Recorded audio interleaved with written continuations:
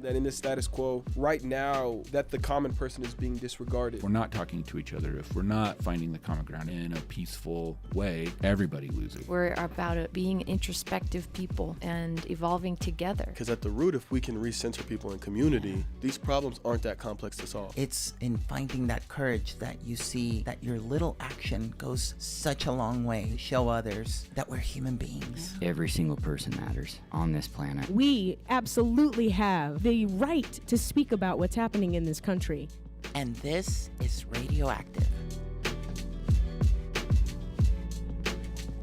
This is RadioActive Pop. It's Monday, so it must be. It's a crazy day, right? It's kind of crazy. I don't even have my headphones on. That's how crazy it is. Go ahead, Olivia. Jaramillo in the house. In the house. And with me is the ever... Vivacious, loquacious, prideful today, wearing your shirt. I am. I've got this item is licensed as a shirt. Yep, folks. Not a pride flag. Folks, Laura is wearing a black shirt. Uh-huh.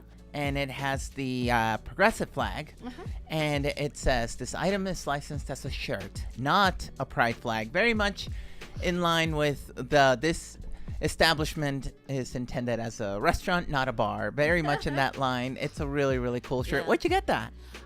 Project Rainbow. Oh, yeah, nice. You're doing these. It also says on here, I'm sorry, I'm trying to read upside down, folks. Okay, this might be slow going. This message was not approved by the Utah legislature or Utah HB 77, which prohibits the display of pride flags on government property or at Utah public schools. And of course, the proceeds from the shirt go to help support the programs of Pride and I just suddenly their name went out of my head. Project Rainbow. Project Rainbow. Oh, I thought you were going to tell us about a new organization or something. I'm just getting old. I'm going to tell you what my grandma told me. Yes. The mountains are old. Not us. We're just wrecked. We're just insignificant, I guess, in her eyes. We have a great show today. Oh my gosh. And it's coming together. People are still arriving. Well, I think it's the traffic. Yeah. It's the train. School's back. And the music director, Max, he's trying to get some of Mariachi Fuego over here to play for us because on Friday we have the big Mariachi Festival at the Eccles Theater Lounge. Right, on Main Street, folks. Yeah. Marx Huankas, am I saying that right, do you think? Yes, you are. Okay. Yeah. He's the artistic director, and we'll be here shortly. And we've got mariachis queuing up in the big room. We're going to stream it at YouTube, our YouTube channel. So if you go to KRCL.org, those icons are up there. And just click the YouTube one, then go to the live tab, and you'll be able to see them play. And I'm pretty sure they're just, the traffic is crazy. And yeah, you're right. Back to school today. I know, right? My son also had his first day of school today. Oh, did you get a report yet? Well, I think so. I think it sounds like everything went great. Yeah. We worked hard this summer. He can now write his first name, last name, middle name even. Good for you. We're good to go. He's a freshman, by the way, in high school. So it's there's a lot to digest there. Does he take the ribbing well? Well, I know he wants to join the military, and he really wants to join one of the Following branches. Your footsteps, right? Yeah, but given his grades, I'm pretty sure it's going to be the Army. So it's not much of a choice. We know exactly where he's going. He's just a freshman, right? There's time. I have no hope, Laura. All right. I have no hope. Speaking of back to school, we're going to talk with Amanda Darrow of Included United. It's a rather newer nonprofit that works to support educators in our community. And, teachers always this time of year are putting their classrooms together, or already have, and some already have their students. I think this is the week where everybody now will finally be back in session. But they have a wish list. They don't get a lot of money to make their classroom warm and inviting.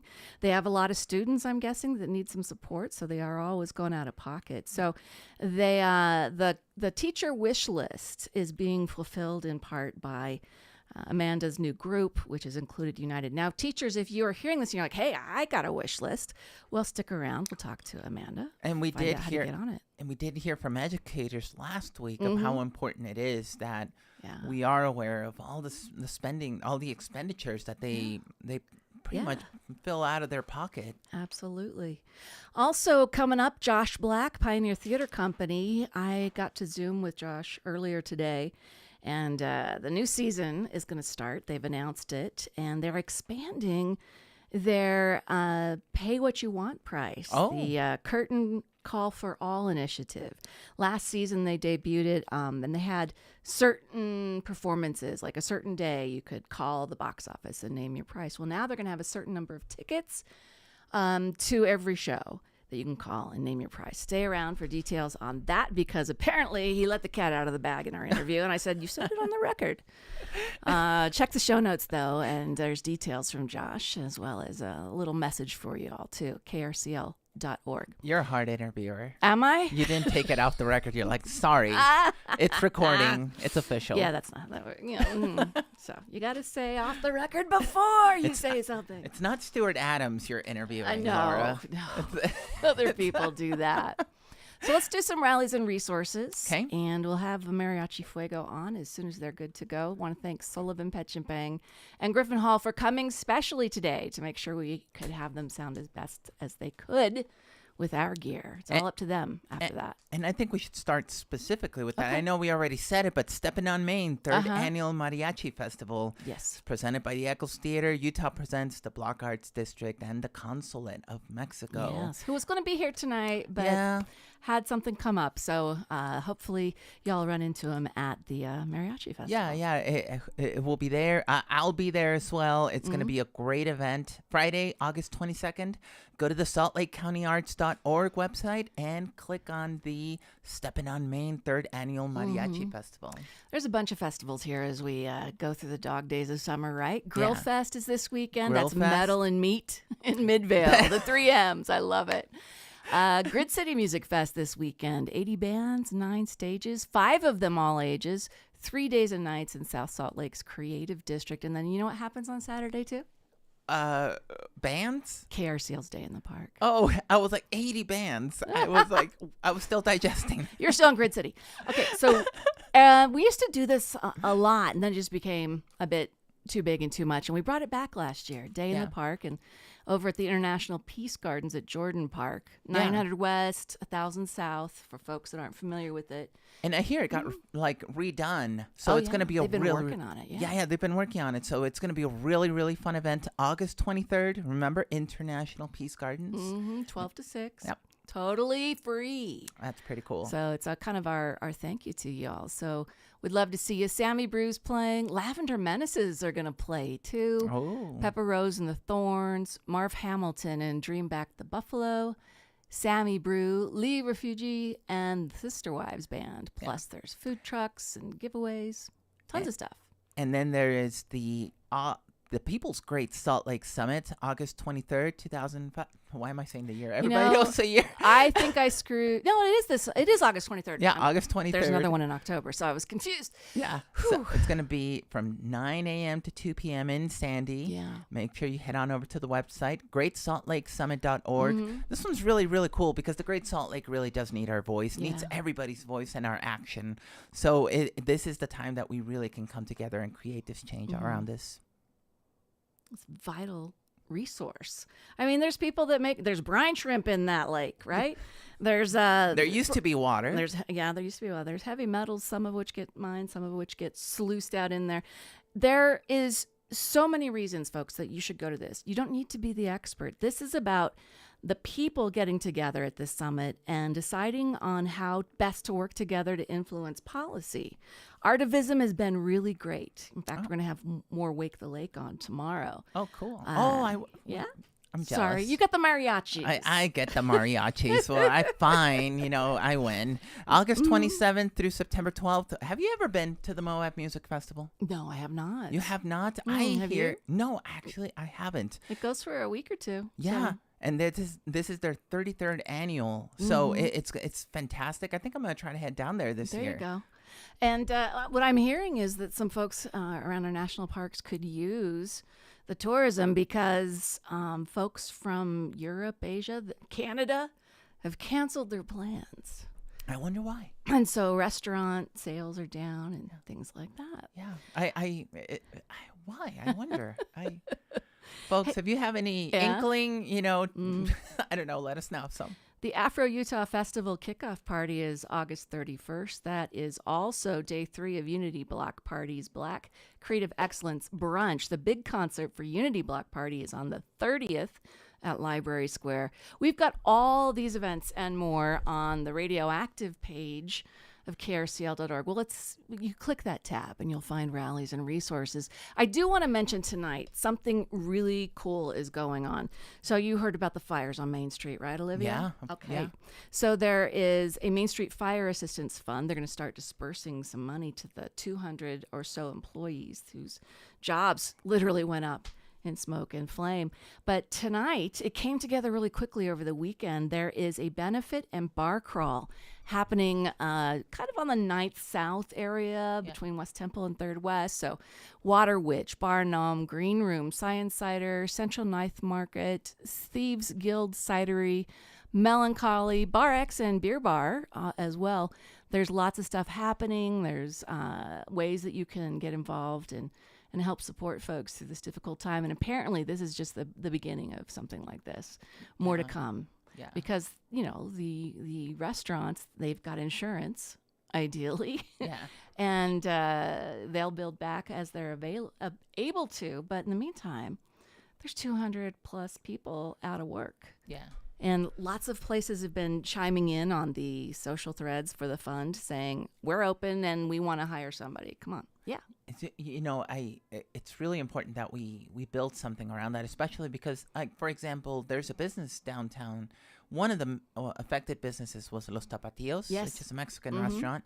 Now, which there's another location out here on I the know. west I side. didn't know Los Zapatillos was down there on Main. So. Yeah. I didn't either. I would always come down here to the west side for tacos, and but I know they definitely were trying to start that up, and it was going very well. So this is how lives can be so quickly affected just with an unexpected emergency like that. Well, and I haven't heard yet. Enrique Limon, or local reporter, freelancer, formerly with City Weekly, he was asking a question that I haven't seen answered yet, and that is the folks who work at these places that may not have documentation, are they going to be helped as well? Yeah. So we're still trying to find that and want to get that answer to share with folks. Yeah. And, I wanted to bring something else up as well. So many folks are familiar, especially here in Salt Lake City. People are familiar, if you support the LGBTQ community or you're part of it, you're familiar with the Sun Trap. And years ago, they used to have these two owners, Michael and Riley. People are very familiar with them. They've been going through some incredibly difficult times financially. Riley suffered cardiac arrest last year. Michael has been diagnosed with cancer this year, and their funds are completely depleted now. So it's if you go to Clubverse SLC on Instagram, it's whether you love them or hate them, they're one of those couples that are they just brought a different spark to the community. Yeah. So it's one of the things that I believe about Salt Lake City community, about the LGBTQ community, is that we come together for people, for our own. So head over there as well. And if you can, throw a buck at them, they could definitely use it.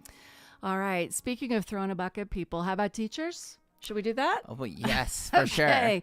Back to school, and joining us via Zoom, we have Amanda Darrow of Included United, Executive Director. How you doing, Amanda? I'm doing pretty good. So we've reached you on the road, I understand. Yeah, I'm out in LA. Okay. So teachers for the last week or two have been putting their classrooms together, and I saw on your socials that you said, hey, send us your wish list, and folks, come check out these wish lists. So what are you doing and how does it work? Yeah, so a little backstory to it. I was helping teachers set up their classroom this last week, and I had one of the teachers tell me that she only had $13 per student per year. Wow. And my mind was blown. $13. And that's barely enough to get the bare minimums of, crayons, maybe some notebooks, things the bare minimums. So I'm seeing all the teachers' wish lists throughout, Utah and the country start to pop up on socials. And I said, you know what? let's find y'all donors. Let's do everything we can to connect people and connect anyone to every classroom possible. So we started asking, send us your your wish lists, and let's get them up on our socials. Let's get them up on our website. Let's start asking our friends, our family, our community partners. Let's fund our classrooms right now. It's more important than ever. I love it. So what are teachers in need of? Like you said, I'm guessing that's the figure that they actually have from some sort of allowance the district gives them for their room? Yeah, the state allowance. Mm-hmm. Yeah, and unfortunately, like I said, that's just not enough money. So the things that they are asking for, that I'm seeing a majority of lists, including things like books, picture books to read to our kindergartners. I'm seeing things from paper to make copies. Some of our teachers have to pay for their own paper to make copies.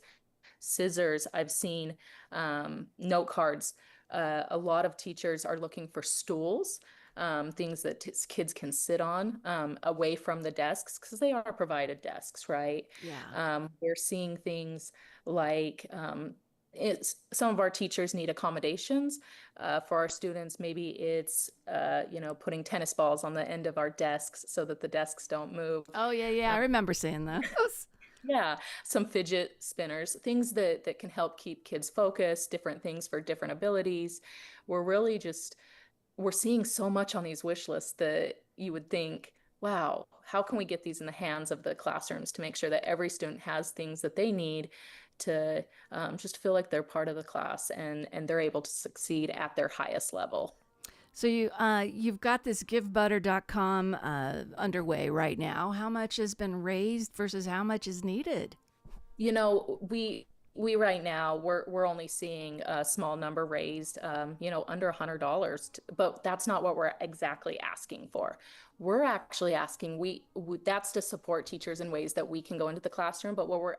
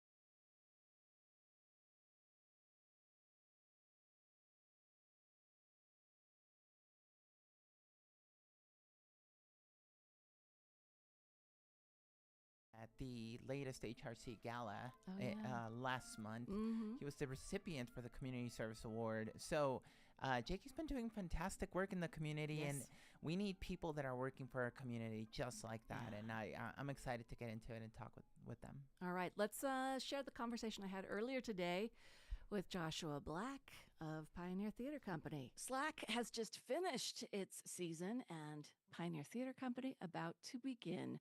What's the common thread? Josh Black, how are you? Hello. We met when you were at Slack, and now you're over at PTC. New season coming up. So what is on the boards this season? We have a really exciting season of 6 great shows. It's a mixture of some classics that our audiences have been begging us to bring back. We have a world premiere, and then, of course, as always, we have a few Utah premieres. So it's a good mix. So let's break this down for theater lovers. What's the start? So we kick off with 2 pianos, 4 hands. It is one of the most successful plays in Canadian history. It's about 2 pianists, autobiographical from the original men that performed it. They've since stepped away from the show, but we have 2 amazing actors who are also pianists who are capable of playing dozens of characters. It's a comedy, and they're playing the piano. It's great. And so that opens over in our Meldrum Theater in the Einar Nielsen Fieldhouse from September 12th to the 27th. And then, of course, we got the Utah premiere of Dear Evan Hansen. I'm very excited for that. And I should also stipulate, Utah premiere means it's the first time a Utah theater company has been able to do their own version of the show. Yes, the tour came through, so yes, technically Dear Evan Hansen's been here, but this is the first time a Utah-based theater company gets to put its own spin on it. Well, this is 6 Tony Awards, Grammy Award, the Olivier Award for Best Musical, and people love Dear Evan Hansen. Yeah, that score is great. I mean, talk about some good musical theater pop hits. That's October 24th to November 8th. We have not announced the cast yet, but we've got some exciting people in it. Uh-oh. Okay. I can tease Come that. on. Come on. I know. And then we follow that with Noises Off. Classic. This is the first time in almost 20 years that Pioneer has done this show. It is at the top of our audience request list every season when we put out that survey. So very excited to bring that and also to disrupt the normal holiday fare. No disrespect to the Nutcracker or Christmas Carol. I love those too, but it's nice to have another option. So, you can bring the whole family December 5th through 20th here on our main stage. Holidays, and then the new year, something new. Something very new, world premiere, brand spanking new, a musical called 10 Brave Seconds. It's by Will Van Dyke, who's one of the most in-demand music directors on Broadway. He's currently working on the new revival of Mamma Mia. And Jeff Talbot, who has been on stage at Pioneer. He was most recently in Lehman Trilogy. He's been here many times. He's also written several of the world premieres we produced, including The Messenger and I. So they're a dynamic duo writing team, and it's a very beautiful, sweet story. I don't want to give too much away, but it's very poignant. It's very timely. It's about community. It's about family, and I think our audiences are really going to respond to it. So we're really thrilled to be able to. I mean, the last world premiere we brought you was our world premiere musical we brought you was Shucked. So we are really excited to bring you another musical. Now, what does LeBron James have to do with your season? Well, King James, another Utah premiere. That's over. I mean, perfect venue. It's in the old field house at the Meldrum Theater. Rajiv Joseph, he's a Pulitzer Prize nominated playwright, and he wrote this. It's really it's funny. It's beautiful. This about 2 men who are friends. It's a study of modern masculinity and male friendships, and it follows them over a number of years. And of course, they bond over their love and sometimes hatred of LeBron James. And so I'm really excited for that one. It's a great play. It's been being done all over the country, and we're excited to have that here. And then we close out the season, another nod to Canada. Come From Away. We got the Utah premiere of Come From Away. We are so thrilled to be able to bring that. That's a personal favorite of mine. I saw it on Broadway would just, and it's an hour and 45 minutes of just tears streaming down your face, and for all the good and sad reasons. Well, it's, how do you have a musical about 9/11 and still come away joyful? Yeah, it's because it's for listeners who don't know, the premise is it's all true. It's all based on true accounts, real people. And on 9/11, of course, when all flights in North America were grounded, 38 flights were diverted to what was essentially an abandoned airport in Gander, Newfoundland, where a lot of airliners used to refuel before going over to the Atlantic. But of course, that became obsolete. So overnight, the population of this town, I don't know, quadrupled, or it was just, boomed. And the townsfolk really rallied to welcome these people from all around the world. And again, this is all true story. So, and all of the conceit of the show is each actor plays an islander as well as one of the plane passengers. So it's so good. I wrote this in our marketing blurb, but it's a guaranteed to restore your faith in humanity Utah premiere. And I think that everybody needs a little bit of that right now as we go through the chaos of the current day. And maybe I can ask you that deep question about Pioneer Theater Company and its role in bringing community together through song, through poetry, through plays.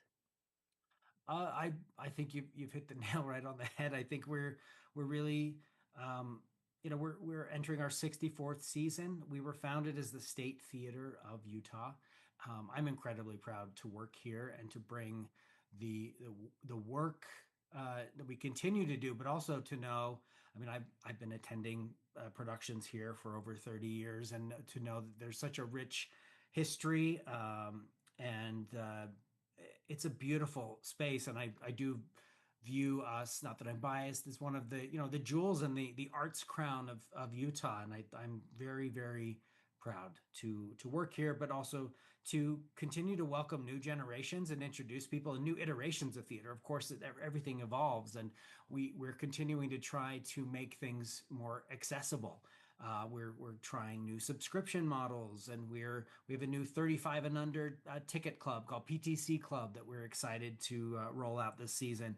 And then this past season, we actually we implemented a new ticket program called Curtain Call for All, which is a name your own price model. And this is actually sort of an exclusive. We haven't, for the new season, we are actually going to be opening up all performances. There will be a limited number of tickets. Last season, there were dedicated nights where you could call and name your own price. This year, we're setting aside a limited number for every single performance. So you just call the box office. Those are not on sale yet. They will be. We're going to announce that later this week, but make sure to follow us on social media and to sign up for our e-blast at pioneertheater.org, and you will be very up to date on that. Josh, thanks so much for giving us some time. Good to see you. Thanks for having me. Appreciate it. Josh Black from Pioneer Theater Company. And folks, he's left a message for you in the show notes already. Go check it out, krcl.org. You didn't grill him as hard as I thought No, you were I going to. didn't. No. You gave the impression that you were going to grill him. I got the exclusive about the pay what you can Curtain Call for All program. Right. We broke that news, baby. Okay, so still to come, Jakey Ciolo. And Ma'afu is the co-founder of Nuanua Collective. They're both here. We're going to talk about all the work that they're doing. And they were just recognized, as you said. They were just recognized at the 2025 HRC Utah dinner. And HRC recognized the Nuanua Collective with the Community Impact Award. Yeah.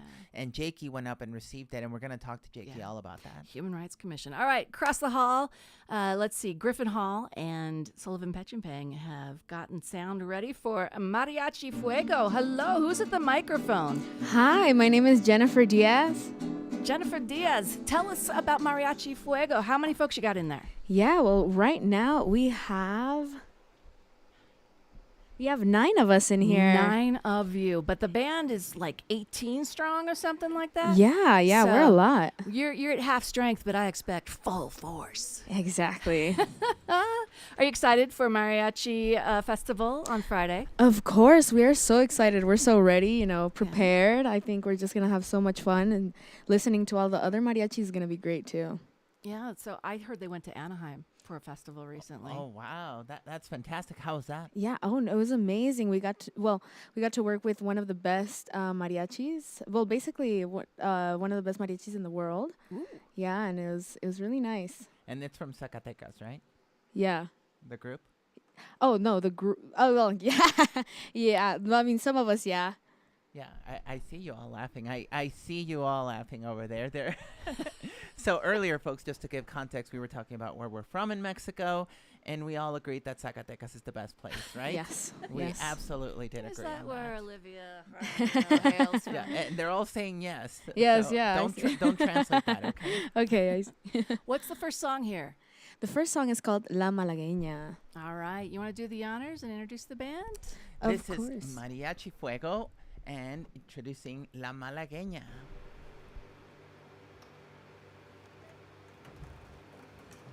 One, two, three, one.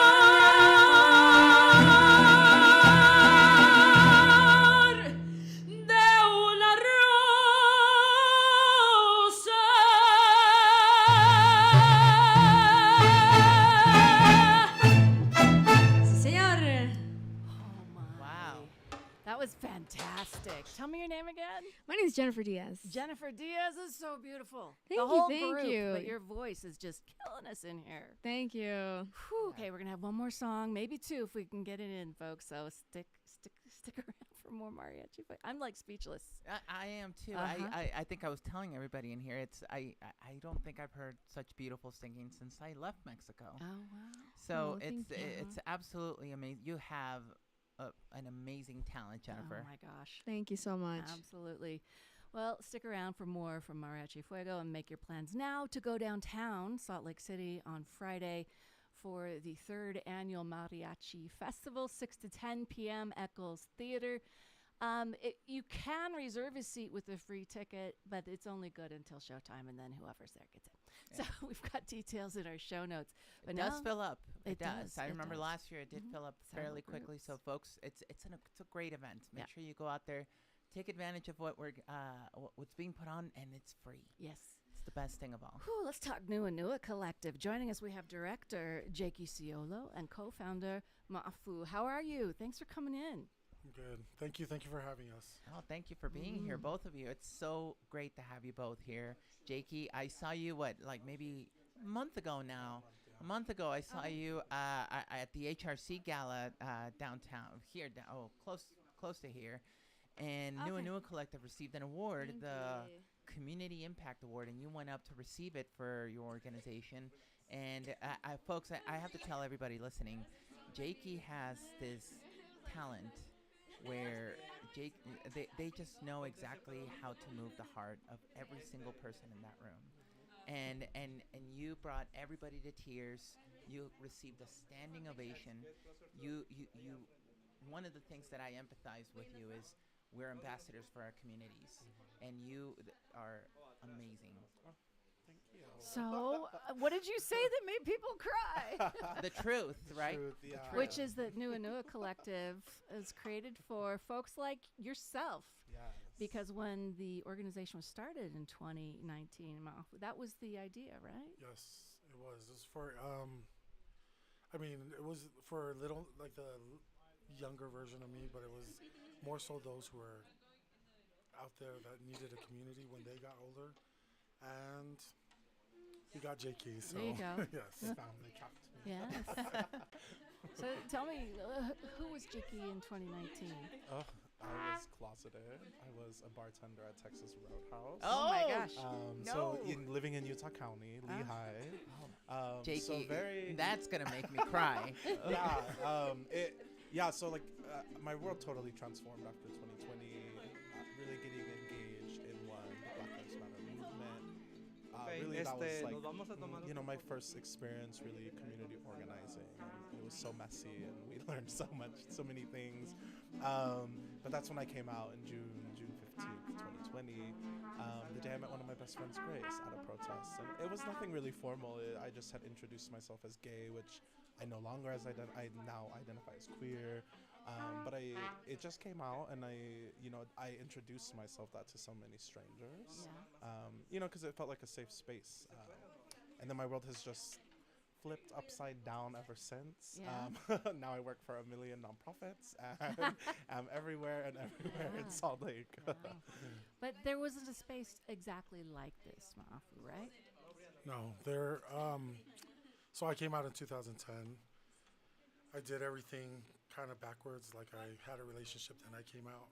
Okay. And I went to several organizations that were already established here in Salt Lake City and kind of voiced that there wasn't any programming that looked like anything for my community. And I had to keep explaining what my community was, and where Pacific Islanders here in Utah are the largest outside of the Pacific Island of Pacific Islanders. And I've been to so many festivals, so many family gatherings that I saw so many of us, but there wasn't a place to go to. There wasn't a place to look for. There was no beacon. And I was the director of Pacifica Enriching Arts of Utah. It was a programming for Pictar. And the girl that I was working with at the time, we were just doing creative stuff. Didn't know she was queer, so we basically kind of came out to each other. I mean, I didn't really need to come out because there's obvious things about me that whatever, but I didn't know. She was younger than me, and she just tapped me on the shoulder and told me that she was queer as well, and we had been working in this space, and none of it had had no queer outlets within them. Like, we were doing violence prevention, but everything was for men and women, and nothing was for trans and queer communities. And I'm like, we're doing so much work for everyone else. What about us? And so, if it wasn't for Lauren was the one that, because I was getting discouraged because I knocked on That doors. was your friend in Pam. Yeah, and she kept on pushing and saying, like, it's gonna happen. Let's just do something.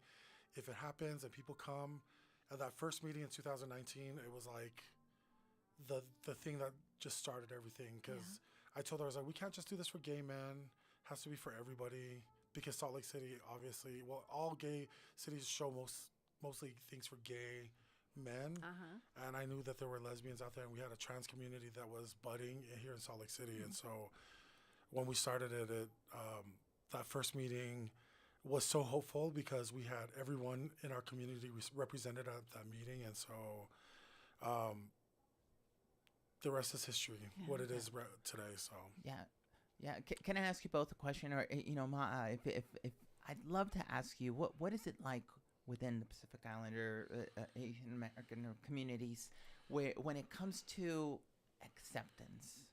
And like in my communities, it tends to drive a more conservative lifestyle, and it definitely alienates the queer community in Mexican communities. Do you all mind sharing what it's like for your community? 60,000 plus Pacific Islanders in Utah, right? That's wow. Depending on, I mean, the thing is, within our community, we have always existed in our communities. We've always existed. The thing is, it teeters because yes, we have a very conservative, very masculine society within Pacific Islanders. Gender roles are very clear-cut, female, male, but every culture in the Pacific Islands has queer stories and backgrounds and everything. And so when people get very cultural, we are now seen in that. But when it's conservative and religious, because in Tonga, everybody has to have a religion. Their laws of the land are the 10 Commandments. And so I didn't know that. Yeah, it's the 10 Commandments. Either. Yeah, Wow. you can go to jail. You can go to jail for adultery in Tonga, and they have they'll have the courts try you in front of the public and everything. And so, because for me, I grew up predominantly Tongan, so like Tongans are very religious, and so everything is whatever the Bible says. You're in the Bible, but you're a bad person. You're not, So we're judged not just culturally, but religiously, and then everything else. And so, but Christianity isn't native to Tonga. Yeah. So the thing is, like, we have our own religion, and the thing is, the more and more we move in the diaspora, more and more as years go on, we have latched onto Christianity more than we have our own.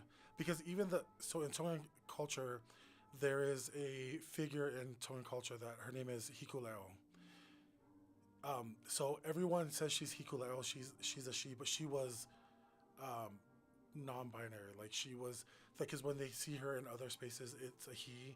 The tiki or the figure that they have in Tongan culture, no hair, it's very androgynous, and that's who they pray to. And so they keep forgetting about those things, or they choose to be ignorant that we once had this deity that was Hikuleo, yeah. So, but yeah, it's just like the acceptance thing is coming as they go, but it's still very hard for most of us that grew up LDS and we're Tongan. We have like all these whammies against us, and like it's hard to move. But you just have to. For me, I just had to learn to be like I can do without this because it doesn't serve me. And so like, and acceptance is a thing that I don't know. Like, if you give it to me, you give it to me. If you don't, like I think that was the thing for me back in 2010 is I waited for everyone to accept me, for me to finally feel comfortable to be gay or to finally say you're gay. Now the acceptance thing is like, if you don't give it to me, it's fine. I have other people and more people that, you know.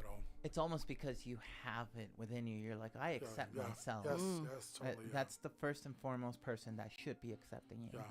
Yeah. So Nua Collective, you wanted to create a vehicle, it sounds like, or a place, an idea where it wouldn't have to be as hard as it was for you. And so, Jakey, in 2019, you weren't out yet, but then you find Nua Collective, and now there's things like camp just happened. There's the Fafa Fest. There's the Tatala. Am I saying that right? Yeah, sorry. The healing circles, and you're also collecting stories. Tell us about camp, though. How was it this year? It was just a cry fest. Yes.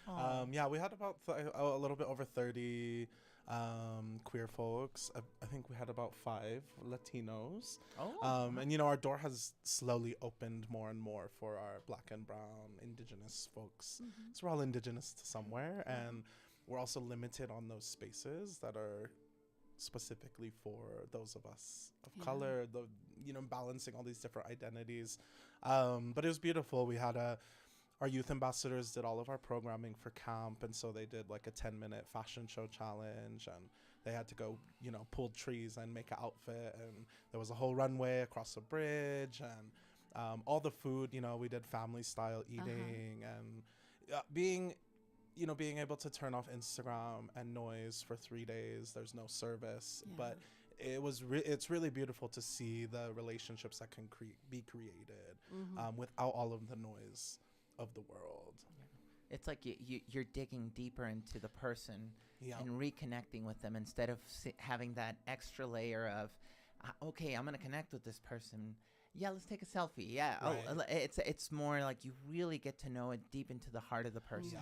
Yeah.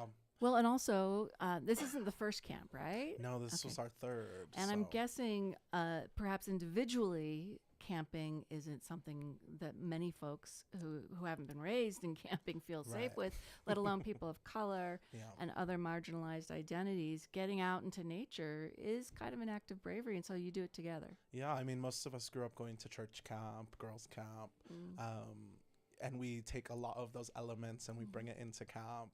So we had like a little testimony meeting, but it was about us being queer and not about Jesus. And like the different activities that we used to play at camp as kids, we would incorporate that into. Were you making lanyards? Were you doing that? We didn't make lanyards this year. We had friendship bracelets. Someone came and brought. Oh, cute! Love and it. Teaching people, and and what I loved about it was because,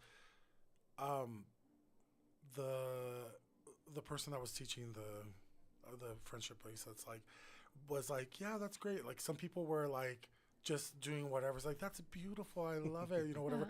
And the thing was like more because it was like one person, then it was like 2. Then everyone's and in then it. all these people started coming in, and just like even being in that space with watching that happen, was just like there's no right way to do this thing, and it's just almost kind of like. There wasn't a right way to camp, and there wasn't a right way to. There's no one particular way to be queer. So everyone just felt very open as far as anything. And it was all new people this year. We were had a very lot of shocked. new people. Yeah. So what did you hear from folks at camp about how they felt for that experience if they were new? Yeah, and I'll add to that because it is something very new. Especially you said you had some Latin folks. It's not something that just comes naturally to us. No. Yeah. I mean, a lot of them said that they were very apprehensive about coming.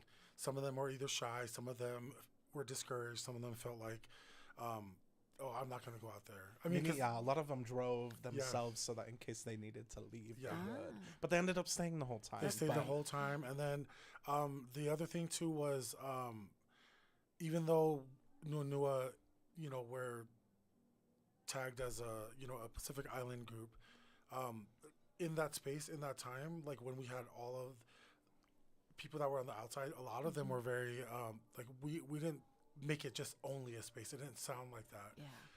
And a lot of those that came that were Latin that came felt so welcomed, and they felt like we just were one. Like we didn't. There was no like division. There was nothing about oh, you are Latin and we're this, and like we spoke about our queerness as Black and brown people. It wasn't about like, oh, I'm Tongan or you're Samoan or you're whatever like that. It just was really, really beautiful to see that, you know, in the gay community we have all these different categories of, you know, the bears, the twinks, and everything. But at camp, there was no such thing. It was just everybody was one another. You know, we saw each other in each other, and that I think that's what made it so emotional was because, you know, living in, like, you know, during Pride Month, you know, it's all these things that are going on, and going to the camp didn't make people feel like they were all in boxes, that everybody was all together in the wilderness. And like I said, I was you and you were me. Like, that's how it felt. So. Yeah. Well, we're just about out of time. So you are looking for stories, Mr. Director, right? What are you looking for, and how can people get involved? Yeah, stay tuned. You can follow us on Instagram, nuanua.collective. Check out our website, nuanua.org. But we will soon be rolling out our Pacifica Out Proud series. This is our fourth year doing them. Yes. This year, we have some surprises, which we change it up every year. Last year we did a photo shoot downtown. The year before that we did interview stories of, you know, people's coming out. It's just not stories that we see anywhere. And so we really want to mainstream Pacifica coming out stories. Okay, well, for those that are willing to, yes, we'd love to invite them to come on the show. Yeah. Okay. We would love it. That could be a little bit more than some people are bargaining for, but you know, I would love to open the space for folks. Okay, you know, you're always welcome here, Yeah. and we love having you on the show and bringing awareness to what you're doing, because it is important. Jake Ciolo and Ma'afu, thank you so much. Nuanua Collective, you. and I guess happy Pacific Islander Heritage Month. Yes, that too. All right, and I've got a link in the show notes to Nuanua Collective, but also to some events that are still to take place this month before the end of it. So, all right, we're going to end the show with some more mariachi music. We're going to go across the hall. I want to say thank you to Sullivan Petchimpang and Griffin Hall. All right, Jennifer, can you hear us over there? We're getting ready to do one last song, and Sully's giving them the highest sign to put on their headphones. If you want to see as well as hear, go to our YouTube channel and hit that live button, and we're streaming live as well. But Friday, the 22nd. It is the mariachi, 3rd annual mariachi festival At the Eccles Theater, 6 o'clock. Make sure you get there early. Parking, it's not that tricky. There's that big parking behind. Or go park at the mall. Between Regents. Go park at the mall. Yeah, go support, you know, dying malls and park at the Gateway. Hey, Jennifer, you there? Yes, hello. Will you just reel off everybody who's there and what they're playing? Yeah. Well, we have Mark's our director, and he's playing the violin. Oh, Mark's made it. Hey, Mark. Yeah. He's here with us, and Michelle. We have Michelle on the violin as well. We have Bella on the violin. We have Lexi on the violin as well. We have Nephi on the trumpet. We have Brianna on the bass, which is like a big guitarrón. It's like a big guitar. And we have Connie on the vihuela, which is like a tiny guitar, but with like a fat back. And then we have on regular guitar, we have Brian. Oh my gosh. Thank you so much for coming in, for making this happen. I know you are all busy. Mariachi Fuego, how can people find you online? So you can find us on Instagram. Who's that? Hi. Sorry, this is Michelle. Hi, Michelle. Hi. I play violin. You can find us on Instagram, Mariachi Fuego, Utah. You can also find us. We have a YouTube channel and Facebook and TikTok. Wonderful. We'll put all those in the show notes, folks, including details on this Friday's Steppin' on Main presents the 3rd annual Mariachi Festival. Who else is going to be there? Do you know? Which other musicians? On Friday, yeah. Other bands? Other bands. Let's see. I know there's going to be Mariachi Sol de Mexico. Oh, good. And Mariachi in Utah. All right, wonderful. What are we going to hear to wrap things up here, folks? What song? So this is El Triste by Jose Jose. Usually not a mariachi song, but it's tailored for mariachi. So. All right, and is somebody singing? Yes. Is it Jennifer? Yes. Wow, I Jennifer. am. Me and Bella. And Bella? And Awesome. Connie. All right, let's take it away then. It's Mariachi Fuego. Yeah. right here, wrapping up. Yeah, thank you so much for listening, folks. Enjoy Mariachi Fuego. This is RadioActive Pop.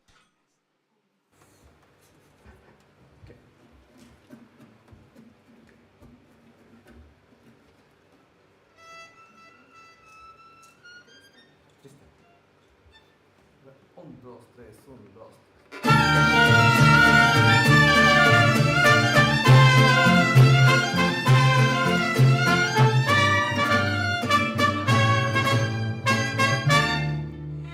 Qué triste fue decirnos adiós cuando nos adorábamos más. Hasta la golondrina emigró, presagiando al final.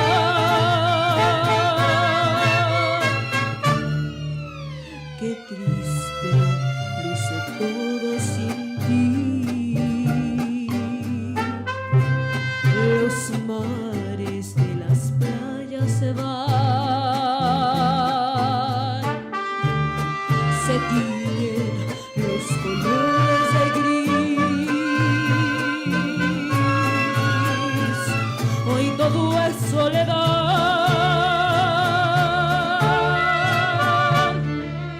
No sé si vuelvo a verte después. No sé qué de mi vida será sin el lucero azul de tu ser, que no me alumbra ya. Hoy quiero saborear mi dolor, no pido compasión y piedad. La historia de ese amor se escribió para la eternidad. Qué triste, todos dicen que soy, que siempre estoy hablando de ti.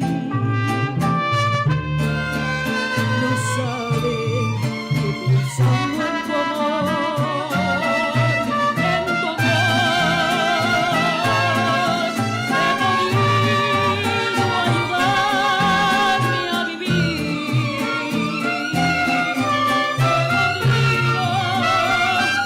Ayudarme a vivir.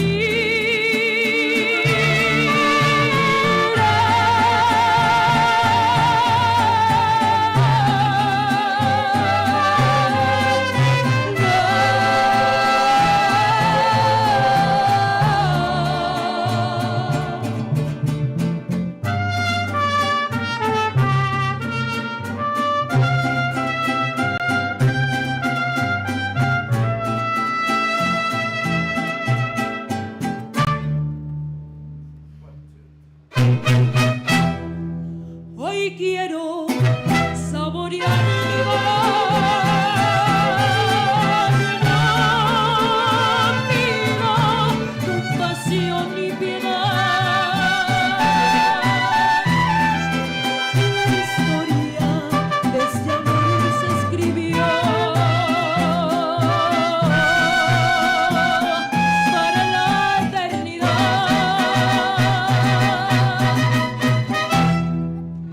Qué triste todos